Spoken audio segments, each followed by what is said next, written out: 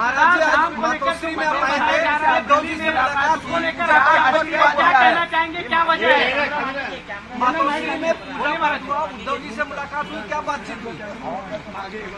हाँ पूछो भैया।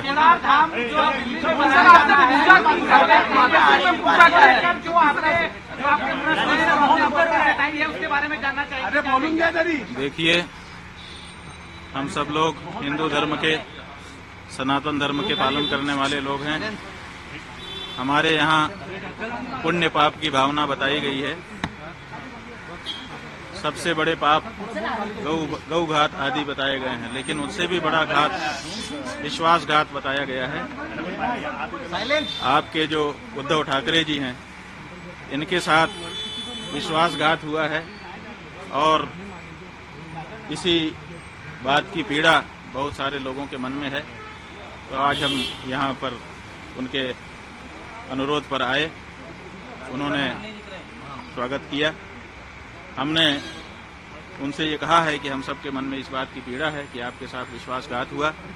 जब तक पुनः महाराष्ट्र के मुख्यमंत्री की कुर्सी पर आप विराजमान नहीं हो जाते, तब तक हम लोगों के मन का ये जो दर्द है, ये पीड़ा है, ये दूर नहीं हो सकती है।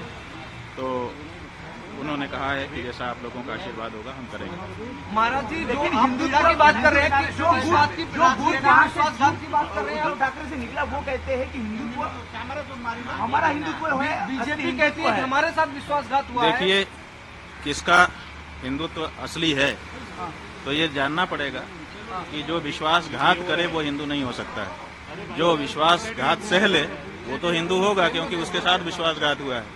तो जिन लोगों ने विश्वासघात किया वो कैसे हिंदू हो सकते हैं? नहीं, बीजेपी का कहना है कि पहले उद्धव ठाकरे ने बाकी लोगों के साथ मिलकर उनके साथ विश्वासघात किया और यही वजह है कि बाद में उत्तराधिकारी आपको बोलते हैं हम है, उनके विचारों के उत्तराधिकारी है। उद्धव जी बोलते हैं हम है विचारों के।